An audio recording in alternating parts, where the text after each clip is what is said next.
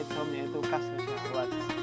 Wahai orang-orang yang beriman, diwajibkan atas kamu berpuasa Waman koma Lailatul Qadri imanan wahtisaban. bulan di mana pintu surga dibuka selebar-lebarnya, pintu neraka ditutup rapat, dan setan-setan dibelenggu. Bismillahirrahmanirrahim. Assalamualaikum warahmatullahi wabarakatuh. Alhamdulillahirabbil alamin, wassalatu wassalamu ala asyrafil anbiya wal mursalin wa ala alihi wa ashabihi wa man tabi'ahum bi ihsanin ila yaumiddin. Amma ba'du. Qala Allah Ta'ala fil Qur'anil Karim, a'udzu billahi minasyaitonir rajim. Bismillahirrahmanirrahim. Inna anzalnahu fi lailatul qadr. Sahabat syiar Ramadan yang dirahmati oleh Allah Subhanahu wa taala. Di sini kita telah berada dalam bulan suci Ramadan yang biasa dikenal dengan Syahrul Mubarak.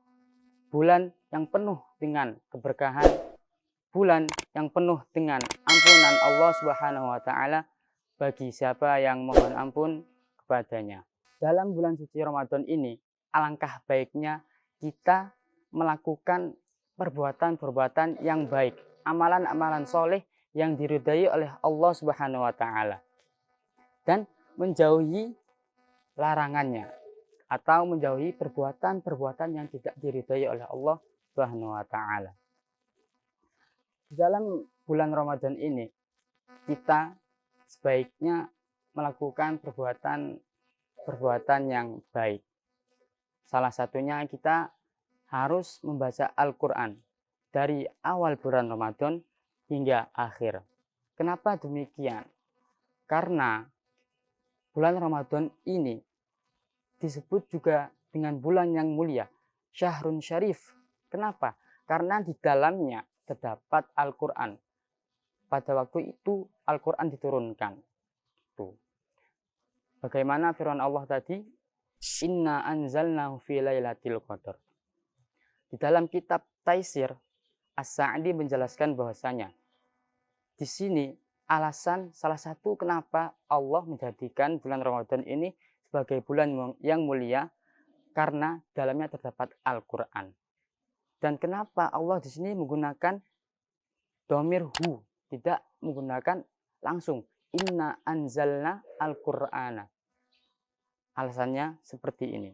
Karena sesuatu yang telah dikenal, yang masyhur, itu tidak perlu disebutkan berulang-ulang namanya.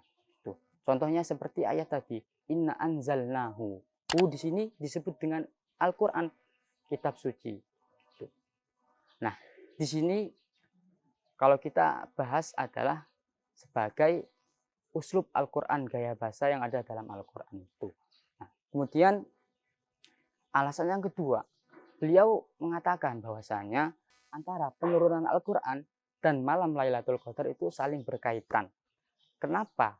Karena malam yang mulia atau bulan yang mulia itu diturunkan untuk kitab yang mulia.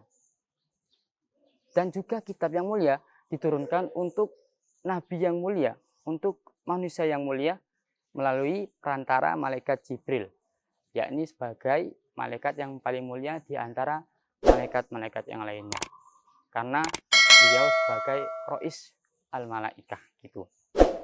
Nah, begitulah sebagaimana tafsir yang ada di dalam kitab Taisir As-Sa'di. Selanjutnya, alangkah baiknya kita sebagai seorang muslim harus istiqomah dalam membaca Al-Quran, terutama pada bulan Ramadan ini sebagai kesempatan yang emas bagi kita semua.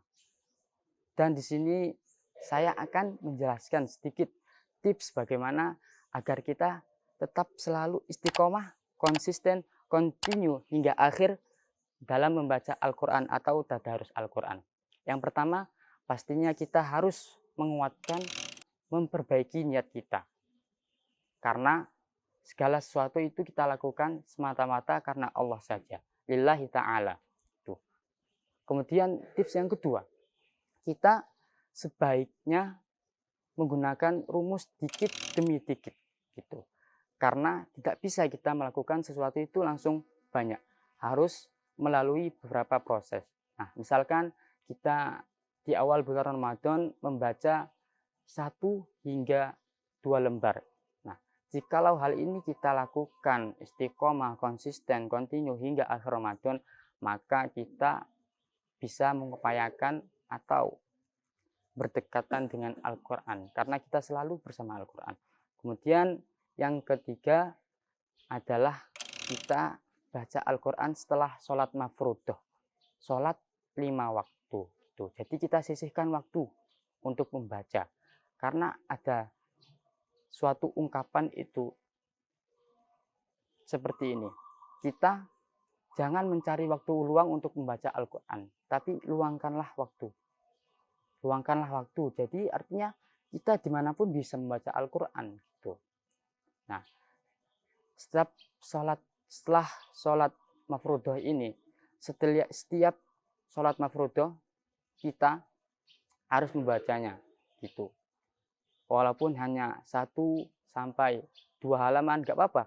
Jikalau dalam setiap sholat ini kita lakukan secara istiqomah, maka kita bisa membaca Al-Quran dalam sehari sebanyak 1 juz. Dan jikalau hal ini kita lakukan sampai akhir, dari hari pertama hingga hari ke-30, maka kita bisa khatam Al-Quran dalam sebulan. Kemudian tips selanjutnya adalah kita mencari waktu yang sakral. Kenapa saya katakan sakral? Karena umumnya para hafid Al-Quran itu membaca Al-Quran atau menghafal Al-Quran itu setelah yang pertama pagi hari, setelah sholat subuh.